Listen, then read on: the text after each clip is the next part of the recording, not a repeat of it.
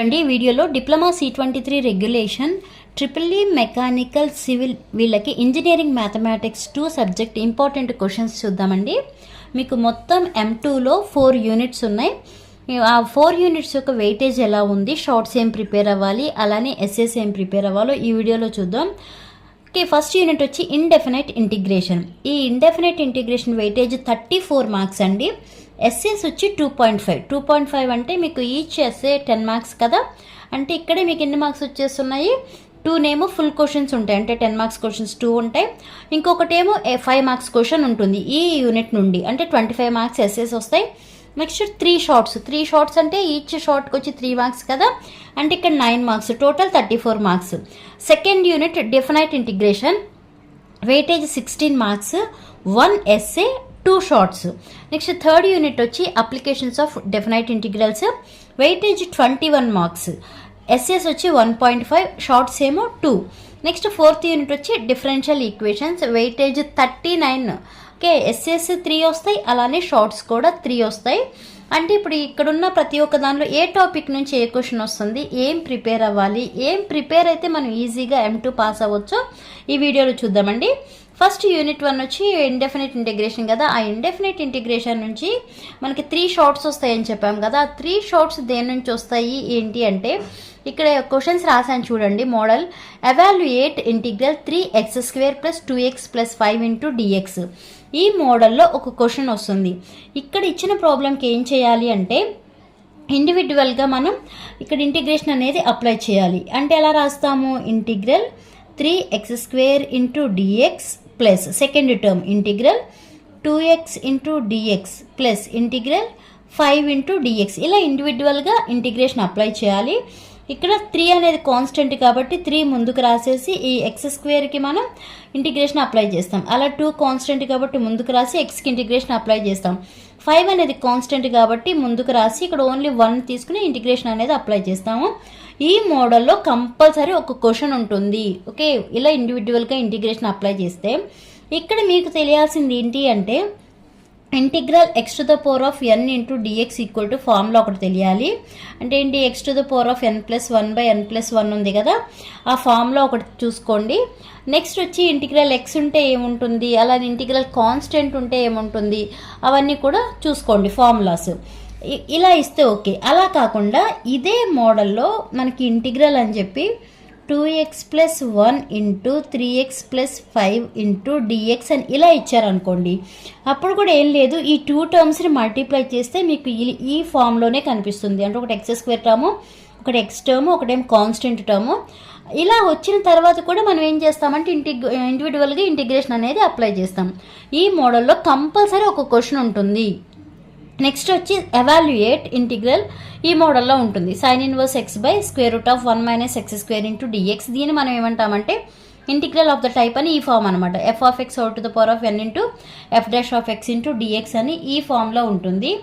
ఇలా ఇచ్చిన ప్రాబ్లంకి ఏం చేయాలంటే, ఈ న్యూమరేటర్లో sin 1x కానీ, లేకపోతే tan 1x కానీ, cos 1x అలా ఉంది కదా, దాన్ని మనం tn తీసుకోవాలి. అంటే sin 1x = tn తీసుకుని ఇప్పుడు దీనికి డిఫరెన్షియేట్ చేయాలి. ఓకే, అవి విత్ రెస్పెక్ట్ టు x అంటే ఎలా రాస్తాము, d/dx of sin 1x = d/dx of t. దీని నుంచి మనం ఇప్పుడు dt/dx ఉంది కదా, ఇక్కడ మనకు sin 1x dx కావాలి నాకు, దాన్ని బట్టి ఇక్కడ ఫార్ములా రాసుకోవాలి. ఆ మోడల్ ఇది. దీని నుంచి ఒక క్వశ్చన్ ఉంటుంది. నెక్స్ట్ థర్డ్ క్వశ్చన్ వచ్చి ఇలా ఉంటుంది. Evaluate integral 2x + 7/x² + 7x + 10 dx. ఇలా అడిగిన మోడల్లో డినామినేటర్ని మనం t అనుకుంటాం. ఓకేనా, ఇలా ఇచ్చిన మోడల్లోనేమో న్యూమరేటర్ని t అనుకుని ఇలా డిఫరెన్షియేట్ చేస్తాము. ఇలా అడిగిన మోడల్లో ఇది ఏ మోడల్ అంటే, integrals of the type integral f'(x/f(x). అంటే ఇది f(x), దీన్ని మనకి ఇంటిగ్రేట్ చేస్తే ఈ 2x + 7 అనేది వస్తుంది, దాన్ని f'(x) అని అంటాము. ఓకే, ఇలా ఇచ్చినప్పుడు ఈ డినామినేటర్ని మనం t అనుకుని దాన్ని డిఫరెన్షియేట్ చేయాలి. ఓకే, ఇవి మీకు ఫస్ట్ యూనిట్ నుంచి షార్ట్స్ అండి. మోడల్కి వచ్చి ఈ 3 మోడల్స్ ప్రిపేర్ అవ్వండి, సరిపోతుంది. నెక్స్ట్ ఎస్ఎస్కి వచ్చి ఏం ప్రిపేర్ అవుతారంటే మనకి 2.5 క్వశ్చన్ అంటే 2 ఫుల్ 10 మార్క్స్, ఒకటేమో 5 మార్క్స్ వస్తాయి. దానికి ఎస్ఎస్ ఏం ప్రిపేర్ అవ్వాలి అంటే evaluate integral sin 8x into cos 3x ఉంది కదా, ఈ మోడల్ అంటే ఎగ్జాక్ట్గా ఈ ప్రాబ్లం కాదు, ఈ మోడల్లో ఒకటి ప్రిపేర్ అవ్వండి. ఇది ఏ ఫామ్ కనిపిస్తుంది, sin a cos b form కనిపిస్తుంది కదా. sin a cos b అంటే మనకి ఫామ్లో ఏమొస్తుంది, sin of a plus b plus sin of a minus b/2 అని ఫార్ములా ఉంది కదా. అలా ఫార్ములాస్ని బట్టి ఇక్కడ స్ప్లిట్ చేసి సాల్వ్ చేయాలి ఈ problem. Next evaluate integral x/x - 1 into x - 3 into dx అంటే పార్షియల్ ఫ్రాక్షన్స్ మీద. Next evaluate integral x² into e⁴x into dx అంటే ఇది ఇంటిగ్రేషన్ బై పార్ట్స్. ఎస్ఎస్లో ఈ 3 మోడల్స్లోనే వస్తాయి. ఓకేనా, ఇవి ప్రిపేర్ అవ్వండి. మీకున్న వాటిలో వెయిటేజ్ ఎక్కువ ఫస్ట్ యూనిట్ ఇండెఫినెట్ ఇంటిగ్రేషన్, అలానే last unit differential equations. Okay, మీరు ఎందుకు సప్లీ ఉందో నాకైతే అర్థం కావట్లేదు, కానీ M1 పాస్ అవ్వడం చాలా ఈజీ అండి. నేను మీకు మొన్న జరిగినాయి కదా ఎగ్జామ్స్, అంటే అక్టోబర్ నవంబర్ 2024లో దీనికి సంబంధించిన ఈ పేపర్కి అంటే మీరు EEE సివిల్ మెకానికల్ వీళ్ళు ఉన్నారు కదా, వాళ్ళకి సంబంధించిన ప్రాబ్లమ్స్ కొన్ని సాల్వ్ చేశానండి ఆ పేపరు. ఎవరైనా చూడని వాళ్ళు ఉంటే చూడండి. ఓకే, నెక్స్ట్ సెకండ్ యూనిట్ వచ్చి డెఫినైట్ ఇంటిగ్రేషన్. 2 షార్ట్స్ 1 ఎస్సే కదా. ఇక్కడ మీకు ఇండెఫినైట్ ఇంటిగ్రేషన్ డెఫినైట్ ఇంటిగ్రేషన్కి డిఫరెన్స్ ఏంటి అంటే, ఇండెఫినైట్ ఇంటిగ్రేషన్లో మనకి ఇలా లిమిట్స్ ఏవి ఇవ్వరండి. ఓకే, అదే డెఫినైట్ ఇంటిగ్రేషన్లో లిమిట్స్ ఇస్తారు, అదే మీకు డిఫరెన్స్. ఓకే, అదొకటి సేమ్, మిగతా అంతా సేమ్. మనకి ఇండెఫినైట్ ఇంటిగ్రేషన్లో ఏ ప్రొసీజర్ అయితే ఫాలో అవుతారో అక్కడ ఏమంటున్నాం మనం, only in case individual terms ఉన్నాయి అనుకోండి, x² ఇంటూ dx అంటే ఏం చేస్తాము, x⁴n ఫామ్ కదా, అంటే x⁴n+1/n+1 ఫామ్ వేస్తే x³ 3 వస్తుంది. ఇలా వేసి వదిలేస్తాము. ఓకే, బట్ ఇక్కడ అలా కాదు, ఇలా రాసి ఇక్కడ మనకి లిమిట్స్ ఇచ్చారు కదా, ఏమి ఇచ్చారు ఇక్కడ -1 -1 ఇలా లిమిట్స్ ఇచ్చారు కదా. ఫస్ట్ ఈ x ప్లేస్లో అప్పర్ లిమిట్ అనేది సబ్స్టిట్యూట్ చేయాలి, తర్వాత మైనస్ లోవర్ లిమిట్ ఏదైతే ఉందో ఆ లోవర్ లిమిట్ అనేది సబ్స్టిట్యూట్ చేయాలి. అదే డిఫరెన్స్ మీకు ఇండెఫినెట్ ఇంటిగ్రేషన్లోనైతేనేమో లిమిట్స్ ఇవ్వరు, డెఫినెట్ ఇంటిగ్రేషన్లో అయితే లిమిట్స్ ఇస్తారు. ఓకే, అదొక్కటేనండి, మిగతా ప్రొసీజర్ అంతా సేమే. అలానే ఎస్ఎస్కి వచ్చేప్పటికి ఏం ప్రిపేర్ అవుతారంటే evaluate integral 0 to π/2 sin x/sin x plus cos x into dx. ఇది మీకు సింగిల్ ఎస్ఏనే, బట్ A-B బిట్స్ ఇస్తున్నారు. డైరెక్ట్గా క్వశ్చన్ సింగిల్ క్వశ్చన్ ఇవ్వట్లేదు. ప్రతి ఒక్క క్వశ్చన్లో కూడా ప్రీవియస్ చూసాను కదా A-B అని ఇస్తున్నారు బిట్స్. కంపల్సరీ ఉంటుంది ఈ మోడల్లో, అంటే ఎగ్జాక్ట్గా integral 0 to π/2 sin x/sin x plus cos x into dx అని కాదు. ఇలా మీకు ఇంటిగ్రేషన్ ఇచ్చి లిమిట్స్ ఇచ్చి √sin x plus cos x అని అడగొచ్చు, లేదంటే sin to the power of 20x sin to the power of 20x plus cos to the power of 20. ఎలా అడిగినా కూడా ఈ ప్రాబ్లం ప్రొసీజర్ ఒకటే. పవర్స్ ఉన్నా రూట్స్ ఉన్నా ఏమున్నా కూడా ప్రొసీజర్ మాత్రం ఒకటే. ఇవి కూడా నేను పోస్ట్ చేశానండి. నా ఛానల్కి వెళ్ళి ఇంజనీరింగ్ మ్యాథమెటిక్స్ 2కి వెళ్ళండి. 2కి వెళ్తే మీకు ప్రీవియస్ పేపర్స్లో మ్యాక్సిమం సాల్వ్ చేశాను. అంటే ఈసీ వాళ్ళైనా EEE వాళ్ళైనా సివిల్ మెకానికల్ ఎవరైనా కూడా మ్యాక్సిమం నేను సాల్వ్ చేశాను ప్రీవియస్ పేపర్లో అన్నీ. ఒకసారి వెళ్ళి చూసుకోండి, మీకు యూజ్ అవుతాయి. ఓకే, నెక్స్ట్ మోడల్ ఏం చూస్తారంటే evaluate integral 1 to 2 x/1 + x² into dx. ఇది ఒక ఎస్ఎస్ చూసుకోండి సెకండ్ యూనిట్ నుంచి. నెక్స్ట్ థర్డ్ యూనిట్ వచ్చి మీకు weightage applications of definite integrals కదా. మీకు థర్డ్ యూనిట్ వెయిటేజ్ 21 మార్క్స్ అండి. అంటే 2 షార్ట్స్ వస్తాయి, ఒకటేమో 1.5 అంటే ఒకటి 10 మార్క్స్ ఉంటుంది, ఒకటేమో 5 మార్క్స్ ఉంటుంది. ఇక్కడ మనకి అప్లికేషన్స్ అంటున్నాం కాబట్టి దీనిలో మనకి 2 షార్ట్స్ అని చెప్తున్నాం కదా. ఆ 2 షార్ట్స్ దేని నుంచి వస్తాయంటే ఏరియా ఆఫ్ కర్వ్స్ నుంచి ఒక షార్ట్ ఉంటుంది, next mean and RMS values మీద ఒక షార్ట్ ఉంటుంది. అలా ఏ టాపిక్ మీద షార్ట్ వస్తుందో కూడా మీరు ఒకసారి సిలబస్ చూస్తే మీకు ఈజీగా అర్థమవుతుంది. బట్ చెప్తున్నాను కదా, ఇక్కడ మనకి ఇచ్చింది 2 షార్ట్స్. ఆ 2 షార్ట్స్లో ఒక షార్ట్ కంపల్సరీ ఈ ఏరియాస్ మీద, ఇంకో షార్ట్ ఏమో మీన్ కానీ ఆర్ఎంఎస్ వాల్యూస్ కానీ ఫైండ్ అవుట్ చేయడం కానీ, ఆ రెండింటి మీద ఏదన్నా ఒకటి దాని మీద క్వశ్చన్ ఉంటుంది. ఇక్కడ మనకి ఫైండ్ ద ఏరియా ఆఫ్ ఇలా అడిగినప్పుడు మనకి ఫార్ములా ఏంటి అంటే integral A to B f of x into dx.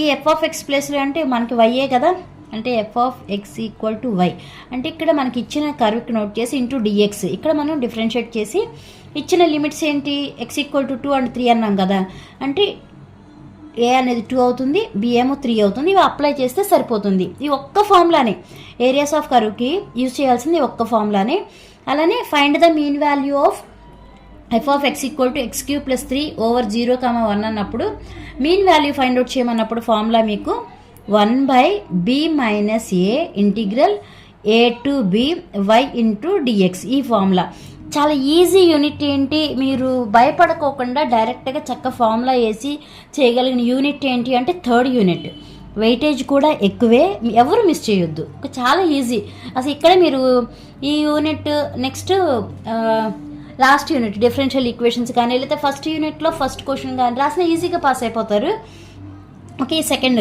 Next ఎస్ఎస్కి వచ్చేప్పటికి ఒక క్వశ్చన్ ఏంటంటే న్యూమరికల్ ఇంటిగ్రేషన్ అని ఒక క్వశ్చన్ ఉంటుంది నెక్స్ట్ ఏంటంటే ఇక్కడ ఆల్రెడీ ఒక షార్ట్ అనేది ఇక్కడ మీన్ అడిగారు అనుకోండి ఇంకో 5 మార్క్స్ ఉందని చెప్పాను కదా ఆ 5 మార్క్స్ అనేది ఆర్ఎంఎస్ వాల్యూ ఫైండ్ అవుట్ చేయడం మీద అడగొచ్చు లేదంటే ఇక్కడ షార్ట్ అనేది ఆర్ఎంఎస్ వాల్యూ ఫైండ్ అవుట్ చేయమని అడిగారు అనుకోండి ఇక్కడ ఎస్ఎస్కి వచ్చి 5 మార్క్స్ అనేది మీన్ వాల్యూ ఫైండ్ అవుట్ చేయమని అడగొచ్చు ఓకే ఇక్కడ మనకి న్యూమరికల్ ఇంటిగ్రేషన్ అని చెప్పాం కదా ఎస్ఏ ఇలా అడుగుతున్నారు question evaluate integral 1 to 11 x cube into dx using Simpson's rule by taking n equal to 10 అని ఇది ఒకసారి చూసుకోండి మీరు next find the RMS value of square root of 27 minus 4x² over the range of the interval 0,2 ఇక్కడ mean value find out చేసినప్పుడు formula ఇదని చెప్పాం కదా in case RMS value find out చేయండి అంటే ఫార్ములా ఏంటి అంటే square root of 1/b minus A integral A to b f of X